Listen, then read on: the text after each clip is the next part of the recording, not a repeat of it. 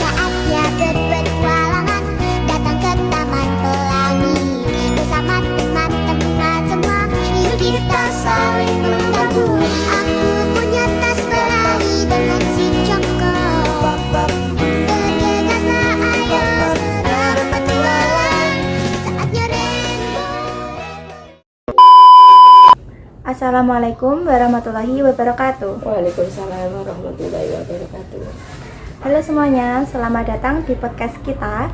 Sebelumnya, perkenalkan namaku Anissa Salsabila Widiani dengan NIM 25117444096. Aku dari Prodi PGSD Fakultas PSDKU Universitas Negeri Surabaya. Jadi di podcast kita hari ini kita akan membahas cara membentuk karakter di sekolah dasar. Seperti yang kita tahu, pendidikan itu bukan hanya soal tentang akademik saja, melainkan juga tentang karakter. Nah, saat ini saya sudah bersama narasumber kita, yaitu Bu Endah, yang saat ini mengajar SD di SDN Negeri Tambak Romo 3. Baik Bu Endah, hari ini apa kabar? Alhamdulillah sehat. Alhamdulillah. Jadi di sini saya mau mengajukan beberapa pertanyaan terkait tentang pendidikan karakter. Ya, silakan. Menurut Bu Endah sendiri tuh apa sih makna pendidikan karakter itu? Menurut saya, pendidikan karakter adalah metode atau cara atau sistem penanaman nilai-nilai luhur seperti kejujuran, tanggung jawab, empati, dan integritas yang akhirnya nanti untuk bertujuan untuk membentuk individu atau peserta didik itu memiliki akhlak mulia, kuat, dan mampu bertindak sesuai nilai-nilai dalam segala aspek kehidupan. Apakah pendidikan karakter itu sangat penting ditanamkan saat SD? Ya, sangat penting. Bahkan sebelum SD, pendidikan karakter itu sudah harus ditanamkan. Kenapa kok harus ditanamkan? Karena pendidikan karakter itu akan membentuk dasar perilaku, baik untuk menanamkan nilai-nilai positif, mengembangkan kemandirian dan kepercayaan diri, serta mempersiapkan peserta didik untuk menghadapi tantangan di masa depan. Sehingga dengan menerapkan pendidikan karakter sejak dini akan membuat anak terbiasa memiliki perilaku yang baik. Dari nilai-nilai itu apakah ada yang diprioritaskan atau harus sejajar satu sama lain begitu? Ya, Harus sejajar. begini, dalam nilai-nilai ini memang ada yang harus diprioritaskan. Tapi dari nilai-nilai yang diprioritaskan itu nanti akan ada terkaitan dengan nilai-nilai yang lain. Misalkan ya, nilai-nilai pendidikan karakter itu ada yang utama yang menjadi prioritas. Sehingga nilai-nilai yang menjadi prioritas itu akan saling terkait erat serta satu sama lain. Karena dengan nilai-nilai yang prioritas dengan yang lain itu akan membentuk karakter yang kuat yang memerlukan integritasi dari berbagai aspek moral dan sosial. Jadi dari berbagai elemen atau unsur yang berbeda menjadi satu kesatuan yang utuh dan bulat. Baik. Kemudian apakah ada tantangan saat mendidik? Karena kan karakter masing-masing siswa kan berbeda. Ada yang anak yang bandel, kalau dibilangin tuh malah makin bandel. Ada juga yang kalau dibilangnya sekali udah langsung nurut. Itu bagaimana? Ya. Setiap metode, setiap cara pembelajaran pasti ada tantangannya, itu sudah jelas ada. Sebentar, ini saya luruskan, dibilang itu kalau artikan dengan bahasa yang lain itu dinasehati. Jangan dibilang dinasehati, yang lebih tepatnya. Ya sudah bagus, tapi kurang, alangkah bagusnya kalau dinasehati atau ditegur. Menurut pandangan saya, setiap cara atau metode atau sistem itu pasti ada tantangannya, baik itu tantangan dari guru maupun dari siswa, itu pasti ada tantangannya. Nah, karena masing-masing anak pasti mempunyai karakter yang berbeda-beda di sini. Nah, sehingga kita pasti ada atau menemukan suatu tantangan. Nah, tantangan itu ada yang pengaruh dari lingkungan budaya yang kompleks di era digital, terus kurangnya kesadaran dan perang aktif orang tua. Misalnya itu sekarang sudah marak main HP. Iya.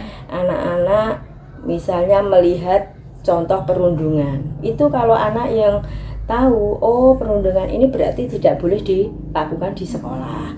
Tetapi kalau anak tidak tahu, oh perundungan itu malah dicontoh, itu ada yang seperti itu. Maka itu juga ada peran bukan guru saja, orang tua juga mempunyai peran yang sangat besar. Misalnya ada konten, konten di setiap HP itu anak-anak pasti suka ada konten apa. Nah, anak-anak tanpa menyadari konten itu ada yang positif, ada yang negatif. Kalau positif itu bagus untuk anak-anak. Lah, kalau anak-anak melihat konten yang negatif itu akan berdampak kurang baik pada anak. Tapi itu kan ada orang tua yang kadang membiarkan anaknya seenaknya begitu. Apakah itu perlu ada forum antara guru dan wali murid begitu, apa ada Ya. terus ada pertemuan? Ya, sekarang kalau di sekolah itu karena ada pembentukan karakter itu harus ada, itu harus terjalin kerjasama antara orang tua dan guru atau sekolah. Nah, antara lain itu di sekolah yang kami ini laksanakan itu sudah ada grup paguyuban wali murid. Jadi apa-apa yang perlu disikapi, apa-apa yang terjadi, penyelesaiannya, solusinya seperti apa, masalahnya seperti apa, tindak lanjut seperti apa, nanti selalu berkolaborasi dengan orang tua dan masyarakat setempat. Jadi sekarang ya enak ya, tinggal bikin grup WA itu udah bisa, nggak harus pertemuan begitu? Oh tidak, yuk ada pertemuan. Maksudnya begini, untuk menyikapi lebih cepatnya sekarang kan sudah ada media grup WA. Tetapi tetap kita kalau melakukan program sekolah atau apa ya kita harus mengundang wali murid. Kalau perlu itu wali murid kelas 1 sampai kelas 6 kita undang ke sekolah, kita ajak musyawarah tentang visi misi, tujuan sekolah, atau ada permasalahan apa di sekolah, tetap ada koordinasi. Jadi ada kolaborasi antara guru, terus orang tua, masyarakat, lingkungan sekitar, itu harus terjalin dengan baik untuk mencapai pendidikan itu menjadi lebih baik dan terlaksana dengan baik. Jadi guru itu hanya sebagai pelengkap gitu ya, jadi nggak hanya guru aja tapi juga ada keluarga, lingkungan begitu ya. Sebentar, guru bukan sebagai pelengkap, bukan. Semua bukan guru saja, maksudnya semua warga di sekolah, baik itu kepala sekolah, baik itu bapak ibu guru, baik itu penjaga, tenaga administrasi, itu berkolaborasi atau bekerjasama dengan orang tua dan lingkungan, komite sekolah untuk menciptakan, memang di sekolah harus ada pendidikan karakter yang harus ditanamkan untuk anak. Gitu. Jadi seluruh warga sekolah gitu ya? Bukan guru saja, lingkungan juga mendukung sekali. Justru lingkungan dan orang tua itu mempunyai peran yang luar biasa, ya sangat luar biasa ya, karena waktu untuk belajar anak itu lebih banyak di rumah. Ya. Jadi begitu ya teman-teman, bisa kita ambil kalau pendidikan karakter itu nggak hanya